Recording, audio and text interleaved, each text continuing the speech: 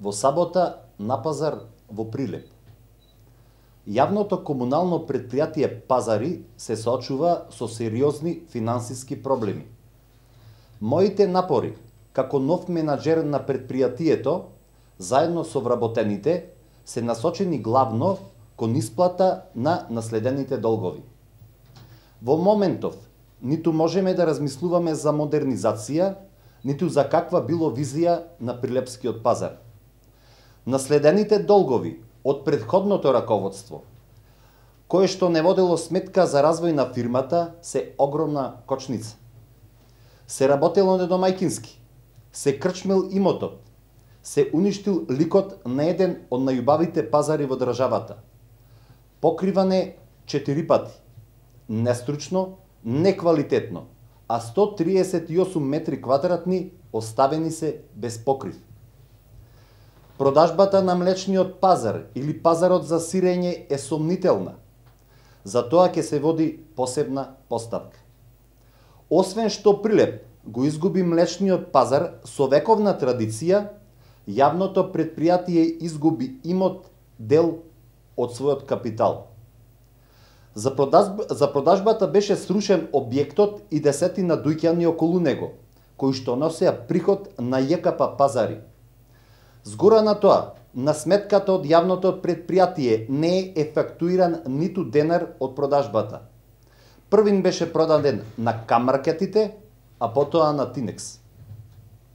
Посебна приказна е сточниот пазар кај терминалот. Угостителскиот објект во собственост на фирмата е продаден за екстремно ниска цена од 800.000 денари или 13.000 евра. За уредување на овој пазар, јавното комунално предпријатие Пазари инвестираше 4 милиони денари, за да потоа со промена на деталниот план, општина Прилеп им го одзеде корисничкото право, што значи ЈКП Пазари го изгуби и овој имот. Каде се парите? Кој ги ефактуираше народните пари од продажбата на овој општествен, јавен имот, создаван со трудот на вработените со генерации? Додека Пецо Димовски и екс-градоначалникот Маријан Ристевски, што ќе рече ВМРО ДПМНЕ, го крчмеше имотот на јавно комуналното предпријатие Пазари, вработените останале без плата и надоместоци, со кои што им се скратени основните работнички права. Еве еден дел од сликата на финансиското руинирање над предпријатието низ бројки. Во моментот на моето доаѓање на крајот на ноември, финансиски фирмата ја затекнав во енормно тешка состојба. На сметката немаше ниту денар, на 27-те вработени не им беше исплатена плата. Само по основ на ДДВ, јавното предпријатие Пазари должи кон управата за јавни приходи над 2 милиони денари, плюс околу 300.000 денари камата за задоцнето плаќање. Долгот за данок на имот изнесува околу 300.000 денари. На вработените по спогодби за неостварени права од колективниот договор треба да им се исплатат околу 700.000 денари од 2015 година, 460.000 денари за дополнителни обврски по истиот основ само за минатата 2017 година. 550.000 денари, значи преку половина милион, се создадени обврски на фирмата за кои што се уште немаме точни сознанија каде се потрошени. Дека домаќинското работење е патот што не води до успехот, потврдуваат податоците за овие 3-4 месеци.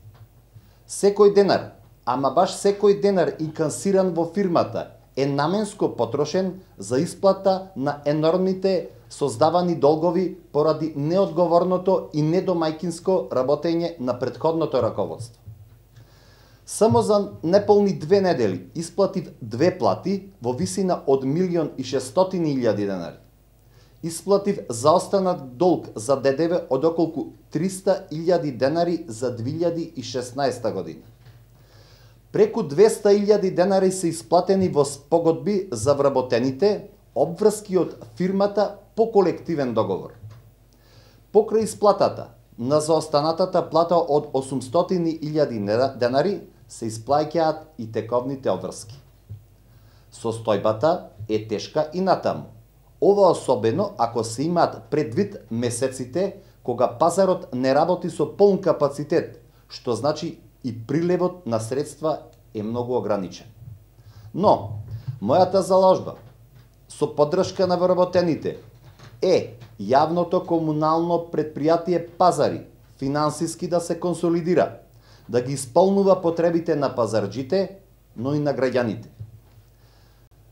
Прилепскиот зелен пазар, кој се наоѓа во срцето на старата чаршија, да го врати својот дух, да се врати еснафот, негуван низ прилепската традиција, во сабота, на пазар, во Прилеп.